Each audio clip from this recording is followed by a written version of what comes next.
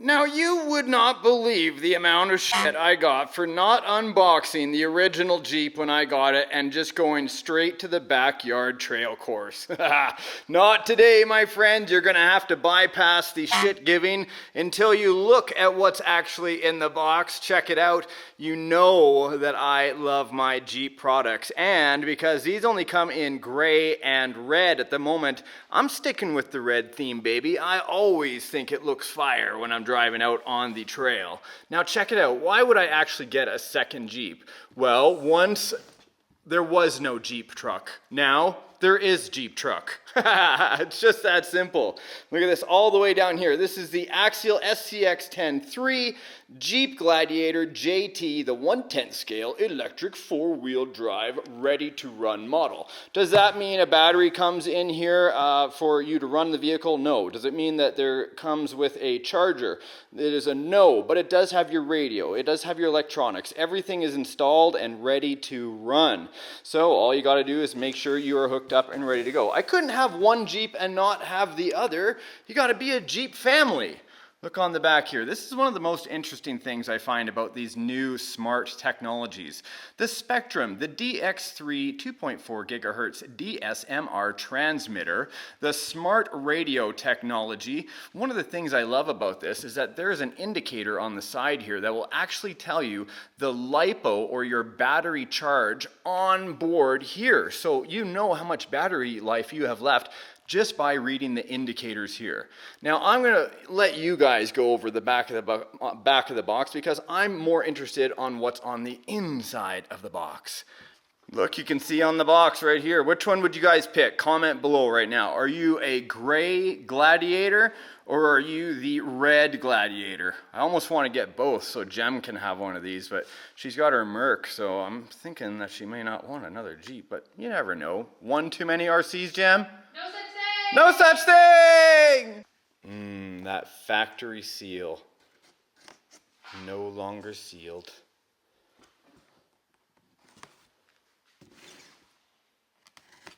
So nice. So choice. Dun dun dun dun dun dun dun.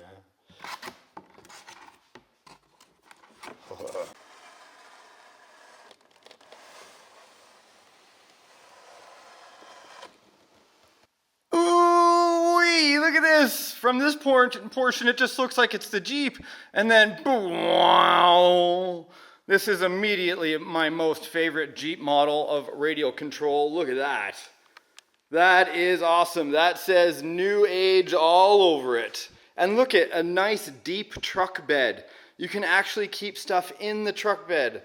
Amazing. Let's unpeel it. So nice.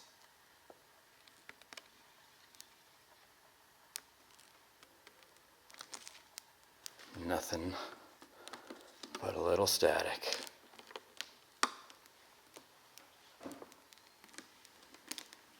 So satisfying. Took it out of the box and flipped it right upside down so you can have a look underneath. Look at that. I'm loving these extra long links at the back. Look at that drive shaft as well. Insane. And then how it's shorter up front. I love the design of this. This is so different than what I'm used to seeing of just basically equal size links front and back. These are like at least a third longer. And also this Jeep, this is the same. It comes with portal axles, which is giving you a huge clearance on the front. Look at this. Like there is substantial room here to go out crawling. And look at there. Look at all the links. They're all metal. Even the inside eyelets, the holes, they're all metal for the heim joint as well. That's insane. Do I see an aluminum? Is that an aluminum steering horn? Yeah, aluminum steering horn, aluminum coilover shocks. Yes. I almost hate taking these out because then they go from so pretty to characterized. And look, for anybody that hasn't noticed yet, do you see anything on the hood that normally is there? I don't. See anything around the back of the truck that normally you'd be putting a pin through here or here? I don't. No body posts up top. What? Thank you, Jem. That is legit. I hate body clips. I lose them all the time. Well, I didn't mean that they're not here. They're just not on top of the machine. See, they're here, under here. So I can deal with that. Because once on the top, I'm done with those. yes, they kind of takes away from the appearance when you see a big, like pin sticking through your hood, especially when you're trying to live the imagination. I'm going to take it all as one, rotate it over. Look at the amount of suspension movement in there. Unbelievable. And the fact that they have a nice deep box on the back. Means you can fit a lot of stuff in there, hey babe? Be careful how deep your box is. Right on. Okay, so here we go. What does this attention? Disconnect the battery when the vehicle is not in use. Of course, because if you're using lithium polymer LiPo batteries, you want to make sure to store them, use them, be proper with them because they can cause a lot of damage. If you don't know, you can simply YouTube LiPo danger, and then you'll find out more about that. But we've covered that in the past. Look at this, all nice scale engine up front. What?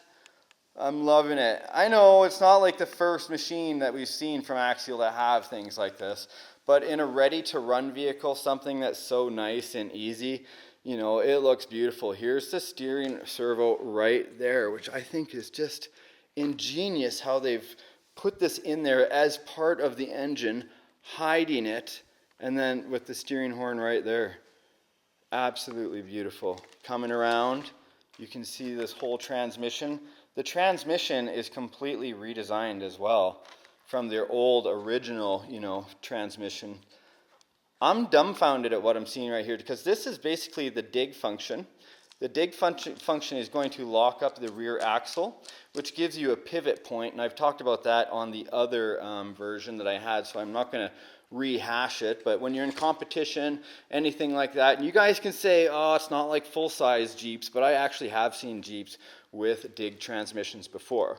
Now, that's the neat thing about this. The option to either have a 2-speed transmission, which they do have the armature for right here where my thumb is, or you can have dig. It's either one or the other, just because of the limitations of the radio itself.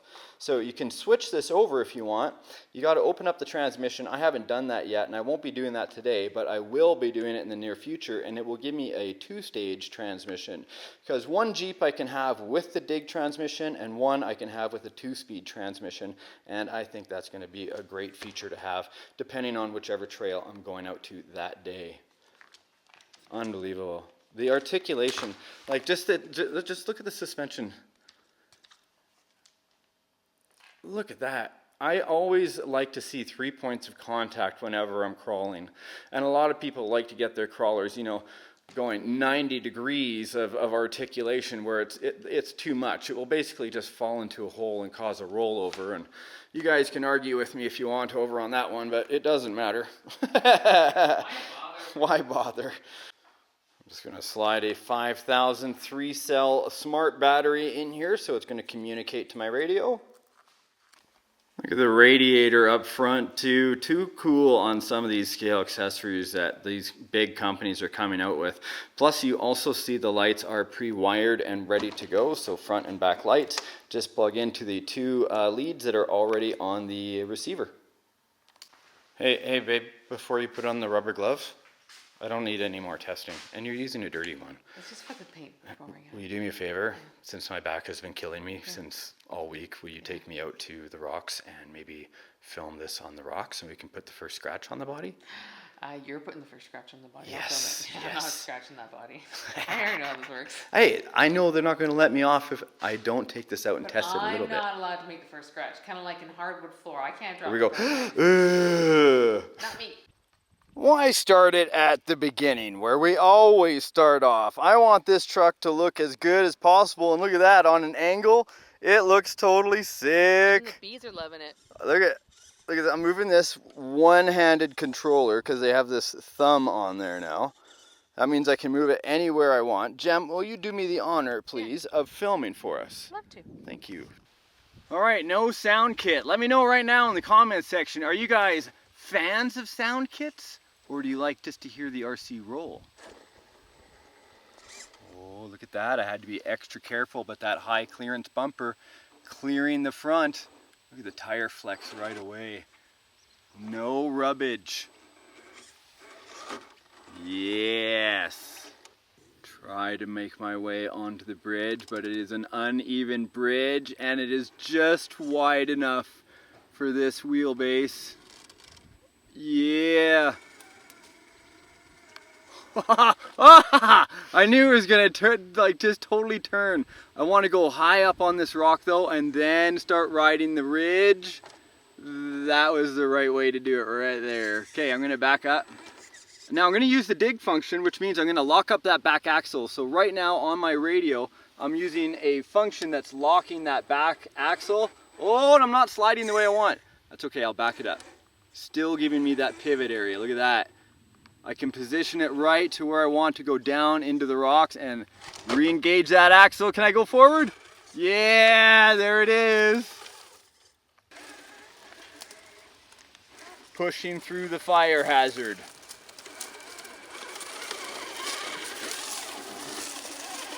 Plenty of jam. Can I get it up on that back rock? Wheel speed, I'm gonna have to hop it. There it is, there it is, there it is. Nice. Cross to the side hill area.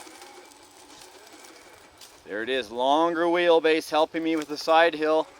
Gives me extra traction. Cross the scallop side. Check this out, I gotta go high because I can see my passenger tire has a hole right there. I didn't want to flip it over. Beautiful, nice and quiet, not a scratch yet. I'm gonna try to approach this on an angle. This way I can get my driver's side, then the passenger side tire up and up. Oh, I'm gonna back out. Oh, I got real lucky there. I'm loving the Gladiator. Yes.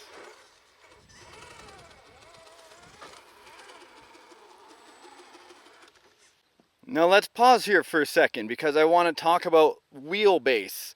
And look at this, is a longer wheelbase, which normally helps me going up a hill or side hilling, but it does not help me when I'm cresting a hill. Look at this.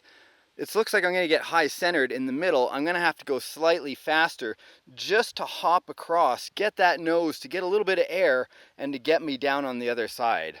I think if I was actually driving the vehicle, I'd be puking about thinking about this right now. Okay, so I'm backing it up to give myself a little bit of speed here. Here we go, 3, 2, 1, wheel speed. Oh, I love that. It was perfectly executed. Yes, the truck is so well balanced. This is almost like their answer to a 6x6 because of the length of the vehicle. There, I don't want to gouge anything. Crawling, got my fender. Okay, here we go. Can I straddle? This is important. Can we straddle this? Look at this. This is where we always struggle going through. Come on, baby, straddle. Get right in the middle. Oh, I dropped it down. It is so hard getting through this area. Unscathed. Oh, don't say it too soon. Yeah, I can't believe it. Oh my God, not one scratch on the paint yet, thank goodness. Okay, now we have this growing tree here, so I'm gonna tread lightly. I'm gonna drop down one tire. This is very difficult because it's an angled climb where the rocks are angled opposite to each other. Oh, I'm stuck and hung up, that's okay. My front end, does it get up fast enough? Yes! Oh, I'm stuck in the back. No! So I'm going to turn my tires. They're already turned to maximum to that side. A little bit of wheel speed. I'm trying to drag that rear end off the lip. Oh, I cannot do it. There it is. There it is. I just don't want to hurt our tree. But you know what? It's a sapling. It'll recover. Locking up my back axle, swinging my nose over. There it is. Then engaging the back axle to try to climb. Doing the slow climb here. Gotta bring that front end around a bit more. Oh, okay, let's try it again.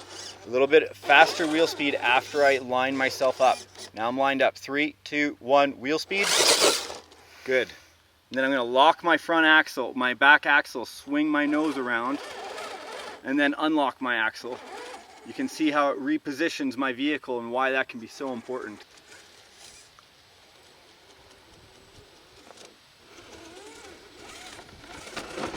Oh, back it up.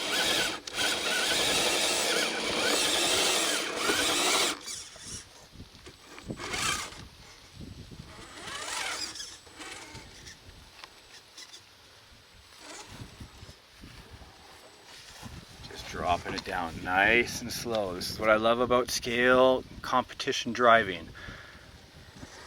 As slow as possible, as fast as necessary. Can you give them a nice little side shot here? Look at that suspension drop down. Get in there and give them a good look at how much that is flexing. Look at the rear tire. You'll see that it fits perfectly inside the wheel well. That is a perfect amount of flex right there. That's what I'd love to see. See if it let me flex any more right here, I would roll the whole truck over because it would fall this extra distance. This is why I think limited flex is a good thing to a point. Shall we continue to climb? 3 points of contact I want on everything. Oh, oh, oh, oh. Uh-oh, I'm in bad shape. I'm going to try to back it up a little. I am in bad shape. I'm in good shape. I'm in good shape. I'm in going forward shape. Yeah! Just a little crunchy. I can replace the taillight. Is one of the contact points allowed to be your body? Yeah. I like to have 3 points of tire contact. Oh, I'm stuck in a hole down here.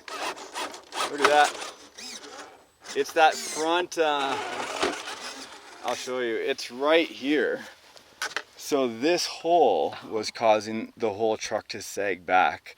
So we would have to get like a cheater rock or something there, because we could do it, but we couldn't. Have you met my friend Cheater Rock? Right? He's right here. Yeah. Oh, do you have another cheater rock? Oh, hey Cheater Rock, how are you? How are you? That's convenient. There. Now, what we were saying was... There we go. Okay. Cheating round number 3. Forward. Riding that rock with the passenger front tire. Oh.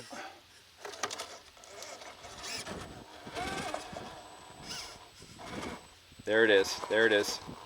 There it is. We're going to keep it up. There it is. Wheel speed to make it over.